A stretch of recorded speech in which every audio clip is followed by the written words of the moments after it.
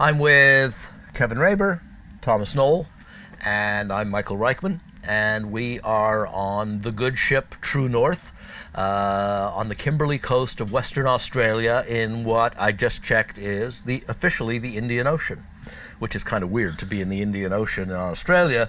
But here we are, and we're on the last day of a POTUS workshop for Phase 1, and it's been a lot of fun.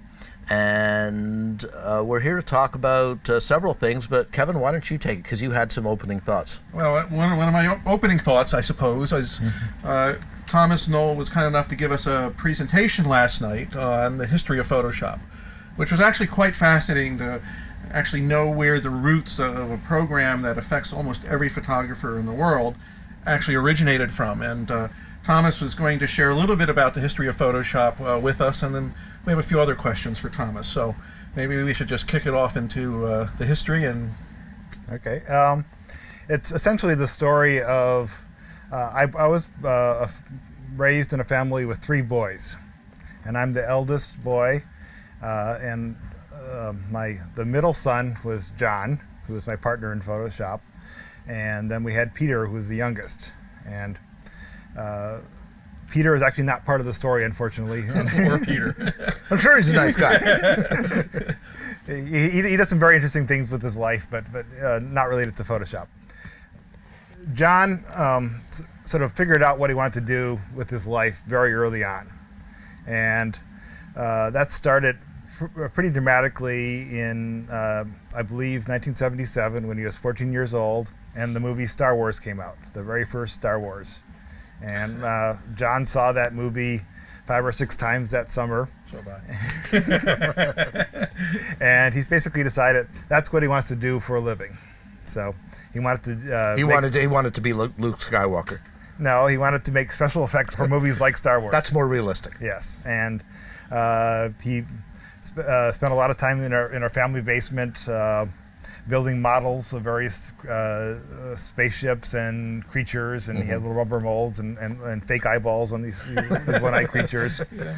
And at one time he built a model house, and he was very interested in sort of filming the explosion of this house. So he got some like firecrackers or something to blow it up, and he got a 8mm movie camera that he could run at a very high frame rate to slow things down to make it look more in scale. But the problem was, everywhere he looked on the ground, he was unable to find a view that didn't have bigger objects in the same scene. So you have a house with a 500-foot tree behind it or something like that. So it threw off the scale. So the only place he could figure out that he could actually film this explosion was on the roof of my parents' house. So apparently he crawled up there. I was not around at the time, fortunately. At the very peak of the roof, set up his thing, set up the camera, filmed the explosion.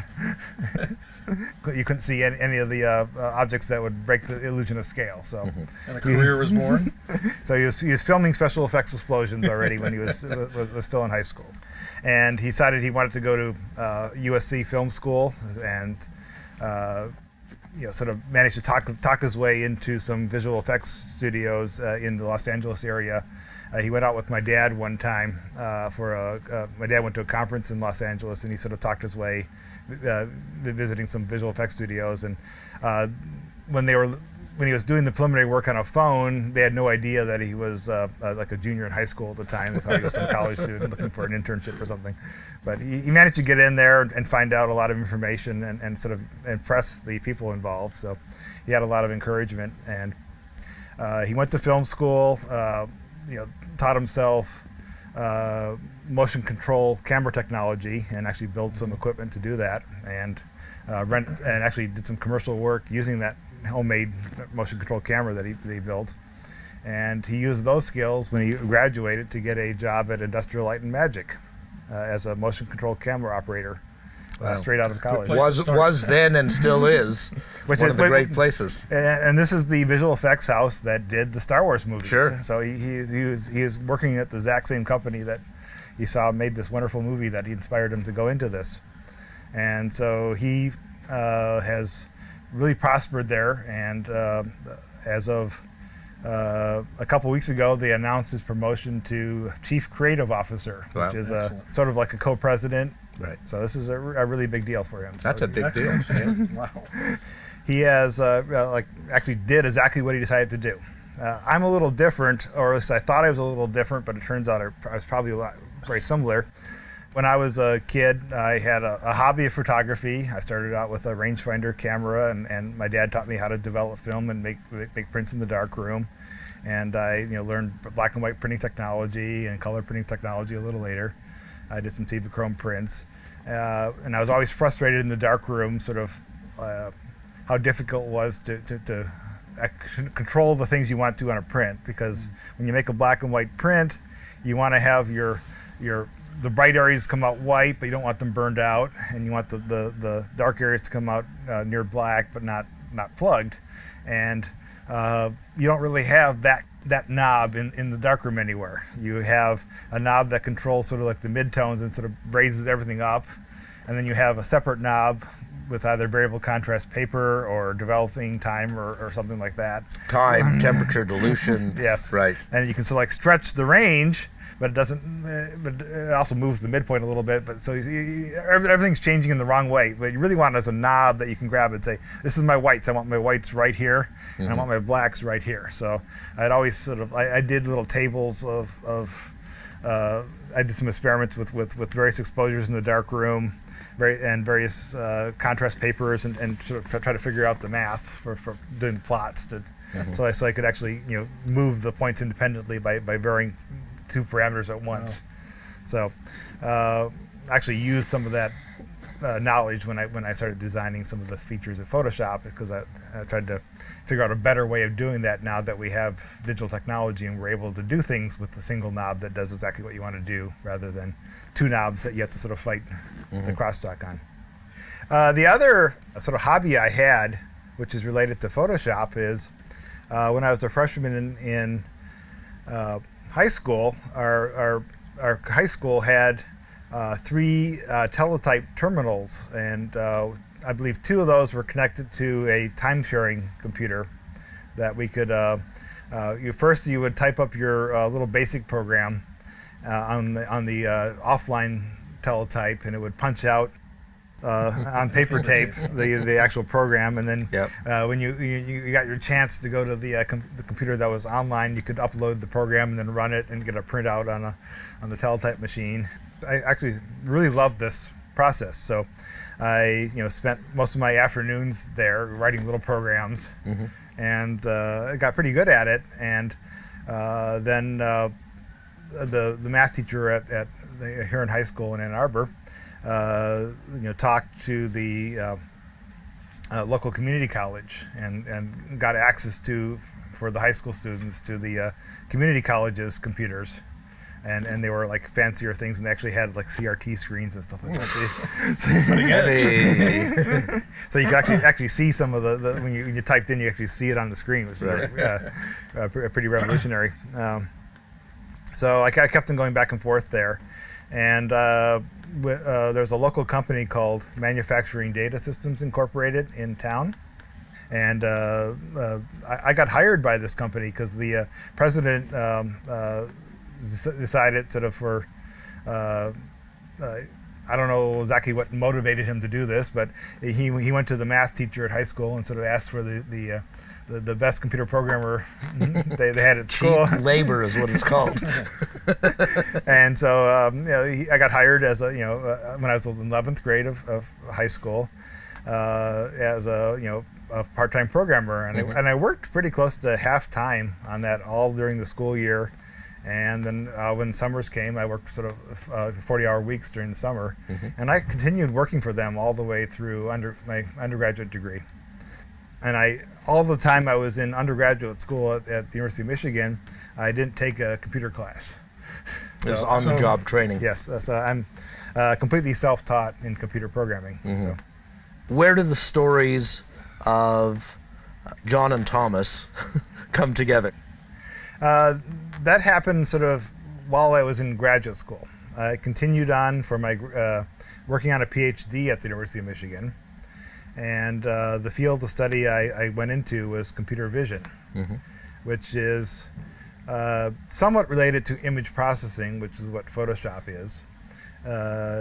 Image processing is taking some input image, doing some manipulation on it, and producing an output image. So it's changing an image to another image. Right. Computer vision is taking an image and sort of producing, understanding that image. So you look into the image and you understand the objects and the spatial relationship and the identity of objects in the image. And the problem I was working on was trying to figure out how to recognize objects when they were partially obscured. So the classic problem at the time was a robot has a bin of parts, and the parts are all stacked in randomly because they come in, and the robot has to pick out the part and has to be able to recognize the parts even if they're partially overlapping and they're self-overlapping. So it has to be able to figure out where to grab it. And Content-aware grab. yes. And so I was working on this problem, and I had some trying to efficiently do this without sort of like doing an exhaustive search of every possible place where a part could be. And one of the tasks I had to do for that was like find the edges in this image. So I wrote some little image processing algorithms that would take an image and produce find the edges. And like one of those algorithms is a classic image processing algorithm called the Sobel edge detector. And that is still in Photoshop today as the find edges filter. Okay. So that was sort of the first filter that I wrote. Right. And I wrote a bunch of these little tools. Simultaneously, my brother was doing his day job at Industrial Light and Magic as a motion control camera operator, and he had taught himself model making and then taught himself motion control technology, and he sort of decided the next big thing in special effects for movies was digital image processing or computer graphics. He was doing optically, by photographing multiple pieces of film that they would have to like stack up and print, and there was limitations in how much quality you would lose every time you added another thing to a scene. My brother started writing little computer programs to do computer graphics, and it's really basic stuff like render a sphere on a checkerboard and sort of all the classic things people do to learn how to do ray tracing algorithms. And he wanted to run this on his Macintosh computer. And at the time, simply just displaying an image on a Macintosh required quite a bit of programming skill because you had to understand all the operating system calls to display an image. Plus, the graphics displays were pretty limited at that time. I owned a Macintosh Plus at the time, which had a black and white display. And when I say black and white, I mean black or white. Yes. It didn't have any gray. What time frame? This was in 1987. 87. Right. And at that time, this was just as the very first, the Macintosh 2 was starting to come out, and which actually had an 8-bit display. However, he was like trying to render, color image, 24-bit color images. So you would also have to write special code to approximate that 24-bit color image on an 8-bit color display. So I had all those routines written as a little tool. So I gave him a copy of all my tools, and he found them very useful, and he could do things. But he sort of asked, it's kind of inconvenient to run these as tools. I'd rather just have a little application, so it's a one thing I can drop in, and then just directly open the files and show them to people and stuff like that. So I packaged up basically all the tools that I had, like the display routines, the file format translation routines, the Sobel edge detector routine, and that sort of built it all into one little application. And I called that application Display because its primary purpose was read a files in, display. It could save it in a couple of different formats, and it could do really simple manipulation on the image. But it was basically, the name describes it. You weren't able to do that much manipulation. No, it basically had almost no image processing capabilities at the time. Okay. Which didn't last long because my brother sort of doesn't take no for an answer. Hey Tom, why can't we Doesn't do? sound like Why any can't goal. we do this? Why can't we do that? So he would always come back and sort of have a new feature, and often he would make a suggestion, and I say, oh, that really doesn't, wouldn't work. But I would sort of mull on it for a week or so, and say, oh, I could, if I do it this way, it'd actually be. It would fit in with everything else, and it would actually be pretty easy, and it would make a lot of sense, and it would work better than his initial proposal, but it would accomplish everything that he suggested. So that went back and forth a whole lot of times, where he was essentially requesting the functionality, and I was trying to figure out how to provide that functionality in a way that sort of fit with all the rest. But of the at this point, you were doing this for him. Was there thought in the back of your mind at that point that maybe this was a product? Not at the time, because in reality, I was working on a PhD at the University of Michigan, and I had completed most of the research for that PhD. And so I had my experiments done, which were involved, writing, computer code and taking images with the cameras we had at the time and stuff like that. So I had done all the fun stuff. And what was left was actually writing the this very long paper I have to write. And that's not fun stuff. The program was the fun stuff. It's the paper that was the killer. Well, at least for me, I really dislike writing papers, academic papers or creative writing or anything like that. That's not my strong point. So I much rather procrastinate and sort of work on writing this computer program. It became a whole lot of fun because every time I added a feature, it would become yet more powerful. So it'd be even more fun, and you could think of the next thing to add and stuff like that. And at some point, my brother said, we could sell this thing. Everybody I showed this to, really loves it and says we should do this. So, he had looked in the. Found out the ad rates of Macworld magazine, to put a little classified ad in the back, and decided that we really didn't have the resources to market an application because it would require a pretty substantial investment to start a new company from scratch. Sure. So he asked if I would mind if he would show it around to some publishers and try to get some interest going, and I said sure, but it's going to be a pretty massive job to convert this even partially done application into something that'd be a commercial quality shippable application. So, and he said, well, you can do it. So, so he showed it around to a lot of people, and we showed it to some companies, and one of the companies we showed to sort of went bankrupt on us before they could actually sign the deal. So, and some of the companies did not want to see the demo because they said they had something similar they're working on internally. They didn't want to contaminate their engineers.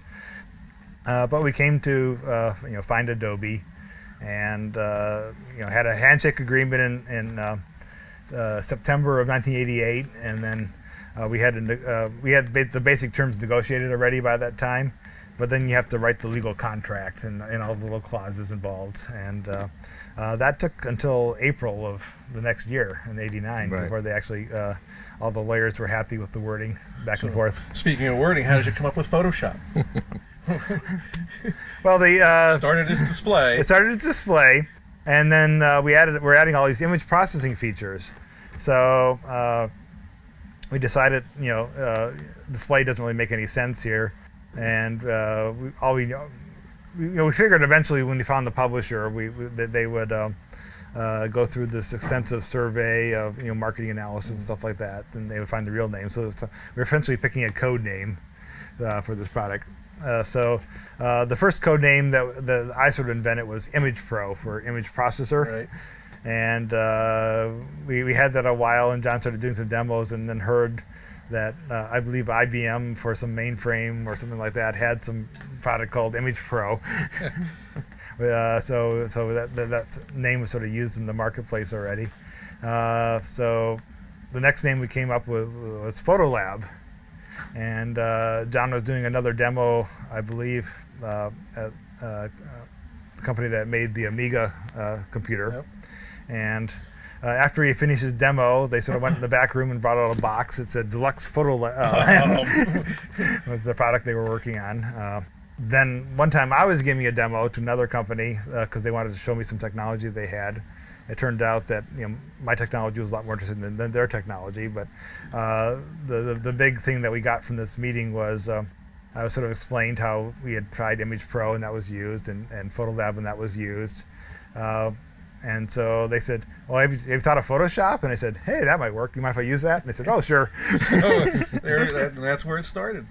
So what was Adobe's product line like then? Do you remember? Well, Adobe was founded, their first big product was PostScript, which was the typesetting, yes. It was a language that they embedded in printers. Right. And you would send basically a computer program in a language called PostScript. They licensed this to Apple, and they included a PostScript interpreter inside the first laser writer. Remember that box? God, and they were expensive. Oh, they were outrageous. And this was the Macintosh, the laser writer, and PageMaker from all this were sort of the beginning of the desktop publishing. Yes, it created a whole industry there. Changed everything. And shortly thereafter, Adobe released Illustrator, which was a line drawing program based on PostScript, the math inside PostScript. So you had the same kind of Bezier curves, which are sort of built into PostScript, and it was designed to create PostScript that you could print out. So you had a very good page layout program, PageMaker, and you had a line drawing program. And sort of the third piece was a good image processor. Graphics, right. And there wasn't one on the market, and Adobe had PostScript and they had Illustrator, and they were a very logical company to sell the third piece in this. So your original deal with them was a licensing deal? Yes. They would pay us some royalty out of the revenue of Photoshop, and in return, we would continue to work on the program. And how long did that last? That lasted until about 95 or so, at which point Adobe sort of got tired of paying me royalties and bought John and myself out for a lump sum piece of my... So at the time, up until, say, around 95, you weren't really an employee. Well, I was actually... I was not an employee until... earlier this year, actually. Someone told me that. They said Tom's gone to work at Adobe, and what? They finally hired him. Yeah, I've been employed just over a year now. So, well, I don't know whether to say Mazel Tov or not. John and I formed this little company called Knoll Software, and we licensed this to Adobe. So I had it all set up that way on my taxes, and I sort of really enjoyed not having to.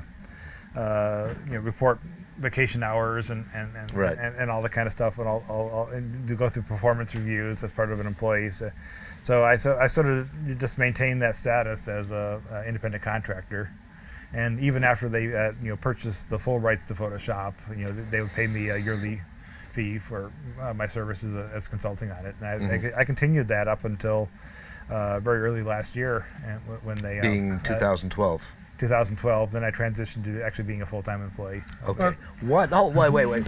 What motivated that? What motivated that? One of the motivations was health insurance, because I had moved to California. Hey, that's a good reason. And I needed to get a California health insurance company, because I can't keep health insurance from Michigan and live in California as my residency changed. So that was just one of the factors involved. And other was I wanted to be a little more involved in some of the executive planning decisions of how Photoshop is sold and priced and such like that. So what's your title? Sorry, I was going to say, what's your title? My title is Fellow. Okay. Which is fellow, but means, in my way of thinking, is you basically do what you want. It's the title that Adobe gives to the people at the top of the technical hierarchy. Right. And they have a management hierarchy, and that tops out at the CEO, and they're primarily involved at beyond a certain level. That chain is sort of involved in managing people, and projects and stuff like that. And I wanted to manage technology. Somewhere along the line, you actually switched from Photoshop into an Adobe Camera Raw, and eventually into writing the software for Lightroom. Where did that kind of transition into?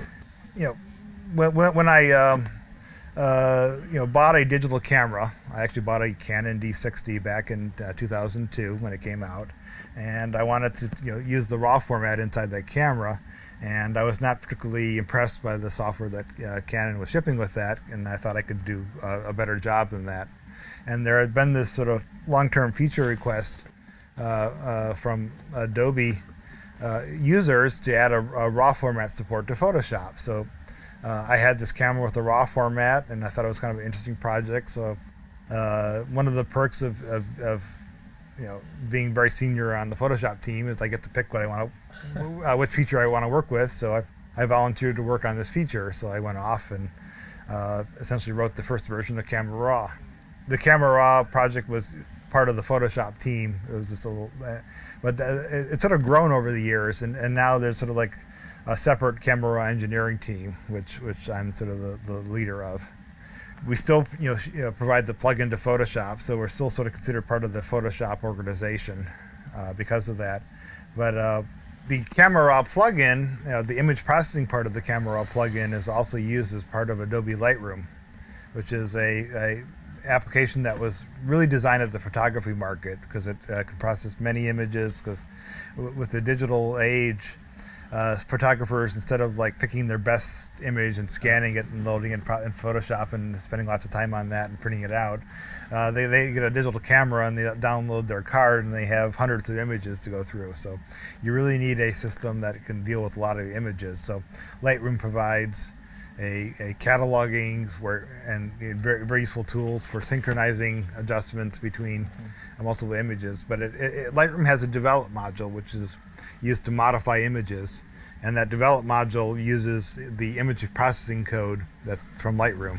So they're both the same in that sense, but one sits inside Lightroom. Yeah. So I wrote the first version of the image processing code that Lightroom is using, and the Lightroom team wrote the user interface that goes on top of that. So they control the little slide, they draw the little sliders, and then they tell my code to what happens to that image when you adjust that slider, and then I give them the resulting image back. It seems like you're always adding a new slider, Thomas. Yeah, so we've been growing the Camera Raw plugin and Lightroom sort of in parallel and I've been working on that for the last 11 years now. So. Is it leveling out, or do you still see a lot of features for it? Well, we're still adding features at about the same rate, so it's got a long future ahead of it. Excellent. It's been interesting to watch the evolution of Lightroom, because I remember we were together in China at one point on a workshop, and you told me about this secret project that turned out to be Lightroom, and I got involved as an alpha tester and a beta tester, and I now live in Lightroom. It's my sort of burned into my brain and fingers. There's still features I don't know, but it's like Photoshop. Nobody can know it all. But what interests me is, and one of the questions here on this workshop that we've been doing this last week, a lot of people say to me, do I still need Photoshop? And I'm using Lightroom, or I'm using Phase One's Capture One software, or maybe they're using Aperture. Where does Photoshop fit in to the typical photographer's workflow? Is it still necessary? Depends on the style of photographer you are, and if you're a very straight out of the camera, do minimal adjustments and print it out type photographer, Lightroom is perfectly adequate for that. There will always be a limit as to how far we can go in Lightroom in terms of doing very creative things. And, right. Well, we don't have layers. You don't have layers, and so Lightroom doesn't do composites. So right. if you want to take multiple images and overlay them, and you want to put this part from this image into this part, that's really where Photoshop excels, because it's been evolving for the last 23 years doing. But that's more photographic illustration than it is pure photography. Well, you can debate one way or the other whether right now if you want to like erase something from an image. And photographers do this all the time. They have beer cans and power lines. What? How dare they? And Lightroom's, certainly with Lightroom 5, we can do a much better job on these kind of things. But at some point, Photoshop does a better job of that. Oh yeah, no, there's no question that it's there for a lot of people, but there is almost a naivety to the question that some photographers ask because they feel uncertain. Because for 20 plus years, Photoshop has been the program that, I mean, the name itself tells you what it is. But Lightroom, they go, well, can I do without Photoshop? And it's almost like, will I be making a mistake? And what I say to them is, if you don't miss the features, if you're just being a photographer doing basic photographic manipulations, maybe Photoshop isn't something that you need to necessarily have. A very individual process, but I'm sure there are many more copies of Photoshop out there than there are Lightroom. Yes, it's a very massively distributed program, mostly legally, mostly illegally, actually. Mostly illegally, unfortunately, yeah. Yeah, but there are a lot of copies out there, and it will do basically anything you want it to. Right. Well, particularly with Camera Raw as being part of it, and that's something I think can I be a little critical of Adobe, and maybe of you? I don't know the role that you played in it. There is so much confusion about Camera Raw, Bridge, Photoshop, and someone will say, well, I process my raw files in Photoshop. And I say, in Camera Raw. And they say, what's Camera Raw?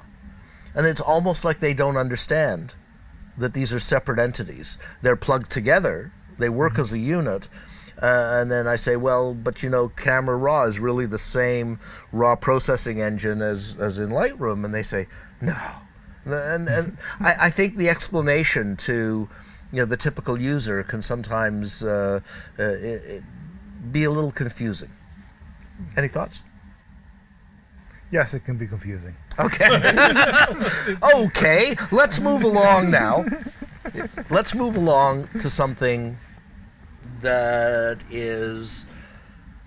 has been controversial, and that is in this first half, shall we say, of 2013, Adobe announced that Photoshop, as well as the rest of the Creative Suite, are moving to the cloud.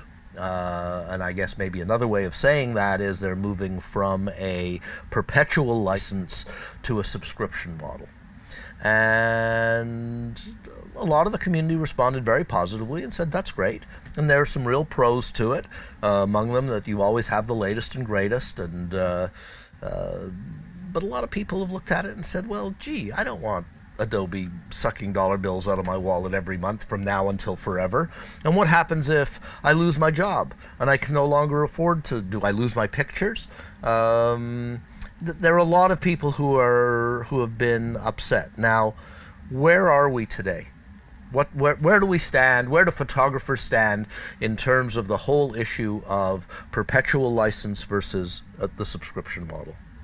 Well, this has been a controversial subject within Adobe also, and I first heard about this plan last October in one of the executive meetings, which I got.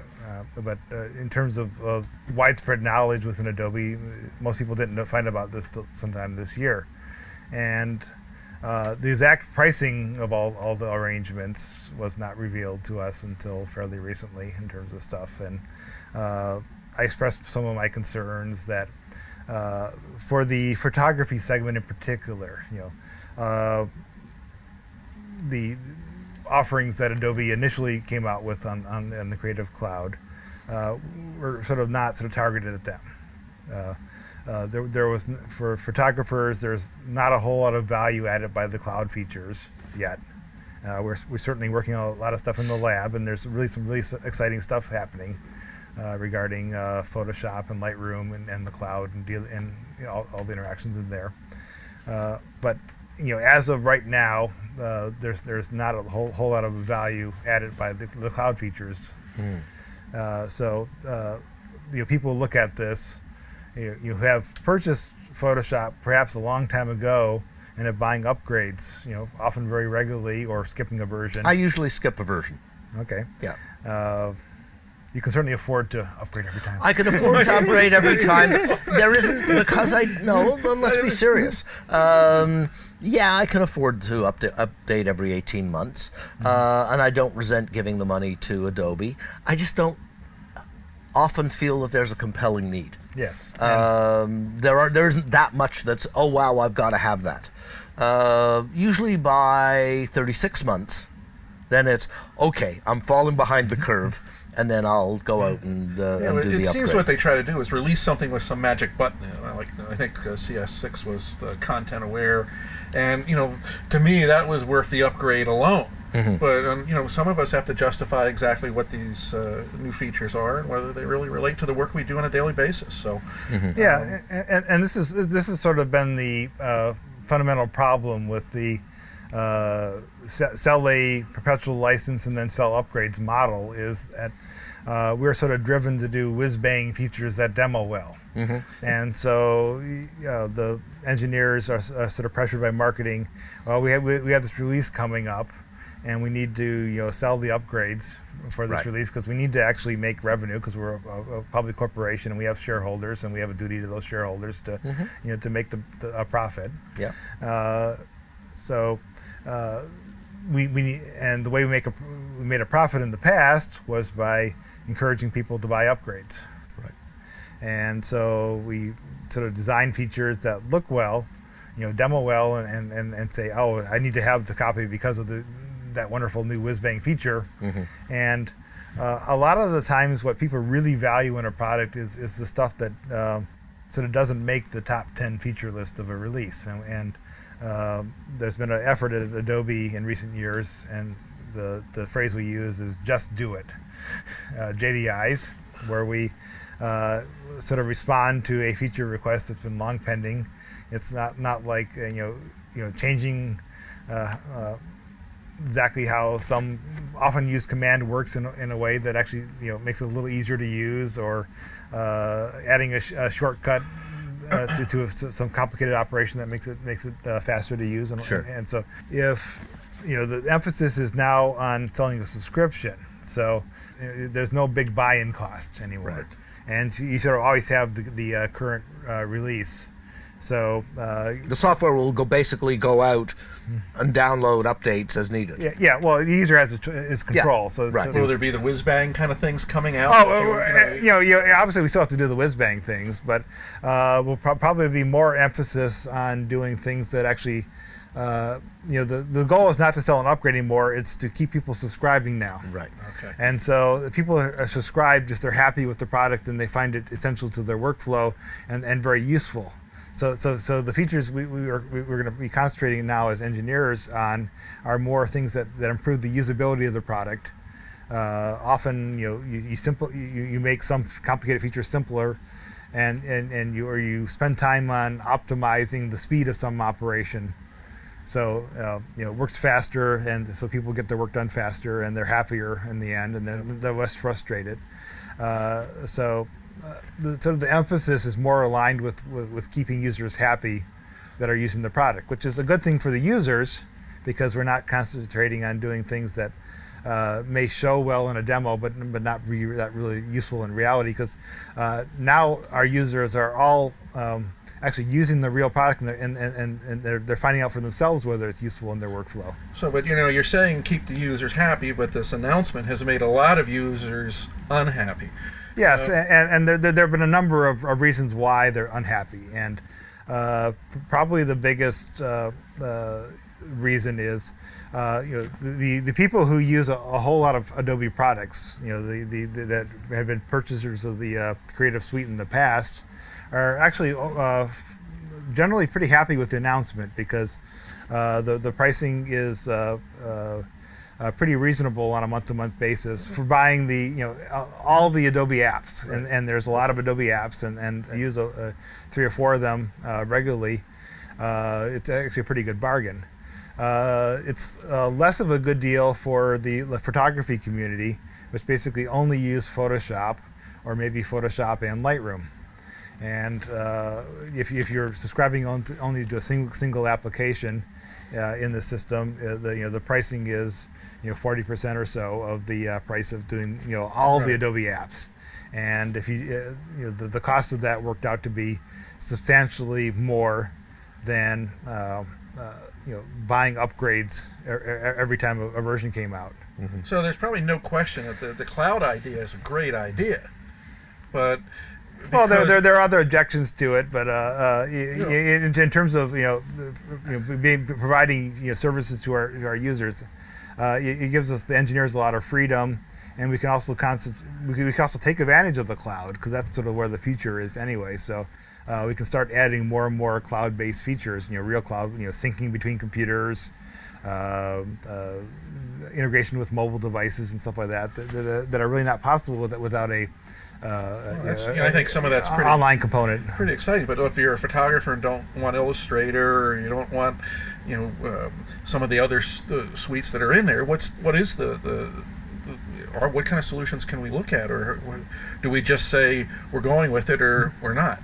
There have been meetings that I've been involved in amongst the higher ups at Adobe to figure out a way to sort of address a lot of the photography market's concerns. And we realized that selling perpetual updates to Lightroom and subscription update to Photoshop, and sort of combining all that, the math doesn't work out right now. Correct. So we're looking at a sort of dramatically different pricing structure for some bundle or some combination of Lightroom and Photoshop that could be a lot more attractive to photography users.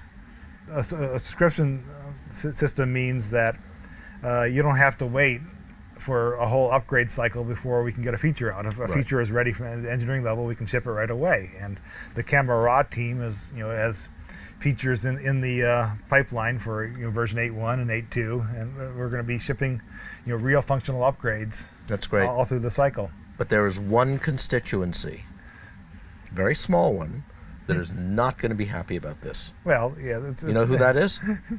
Product book writers and video training producers, because where's the demarcation? We're no longer going to have fixed models on a fixed schedule, and what do? Well, you probably do the same thing that Adobe's doing.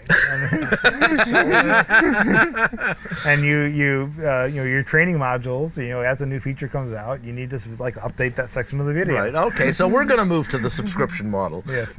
What about books? It's going to make training manuals a little more difficult to produce. Well, we haven't figured out exactly what what the future holds, and, right. and how we come up with sort of major release milestones and stuff like that, so book writers and such can identify. Yeah, because it's almost like the frustration this year, late last year, early this year, Leica brought out the M. It's no longer M8, M9, M10. It's the M. And as a writer writing about this, it makes me crazy, because what M am I talking about? And when they bring out the next one, is it also going to be the M? They say yes. Well, look, Porsche 911. It's a 911, whether it's a 1982 911 or a 2013 911. I go, no, it's not the same. Yeah, you're not going to be identifying, version numbers per se. Each of the apps does have a version number, so But it's a good thing, because it'll just be Photoshop. Yes. That's it. It's Photoshop. No more version numbers. Because everyone, theoretically, I don't know whether you might do version numbers, but theoretically, everyone will be up to the latest. Yes. And so that's a good thing. Yeah. You said something a little while ago in regards to trying to address the photography segment market, and it sounds very much like you've been an advocate for this market. You, me, and Michael are pretty much the same thing. We're enthusiasts, advanced amateurs, or whatever title you want to stamp on us. So you've come up with a concept to put Lightroom and Photoshop some way into a bundle at a different subscription price. Yes, and sort of, Lightroom is Adobe's best photography centric product, and if you're a photographer and you're not using Lightroom, you're really missing out on a lot of the value that Adobe provides. Photographers tend to use Photoshop on a minority of their images, but it's essential for those images. So they really Lightroom and Photoshop go together really well. And so you do the majority of your work what you can in Lightroom, and then you do your detail, unusual shot, composite type operations in Photoshop. So the combination of Lightroom and Photoshop is sort of we believe the perfect photography solution. And there's a lot of debate within Adobe management as to whether it makes sense to do a special deal for photographers to combine these two products into a single subscription at a very attractive price that, if you do the math, actually works out to be cheaper than keeping both of those updated in the past. Actually a very exciting product, because it looks like we can price this to the point where we can attract a whole lot of new users into the Photoshop community and the Lightroom community and have a really exciting time coming. So no, that's great. For all the noise on the forums and everything, it sounds like Adobe, put their ear to the rail and listened very well there. Yeah. Yeah, that's really good to hear. Yeah, it's nice to hear from somebody inside Adobe too. Thank you. Thank you for standing up for all of us, Thomas. Okay. Yeah, and thank you for this opportunity to hear a little bit about history of you and John, and where Photoshop came from. For a lot of people, Adobe and Photoshop are just this synonymous corporate entity and program, and I think it's fun to know they're real people with real stories. A lot of heart and soul in this product. Yeah, and for the Camera Raw team, there are now 4 engineers on it, and a prerequisite of hiring anybody is they actually have to have a love of photography. So wow, that's great. We eat our own dog food, as Well, we've had a hell of a good time photographing together for the last week, and an amazing area. Yes. So it's been all real good, and it's been great sitting down with you. Thank you. Fascinating. Thank you.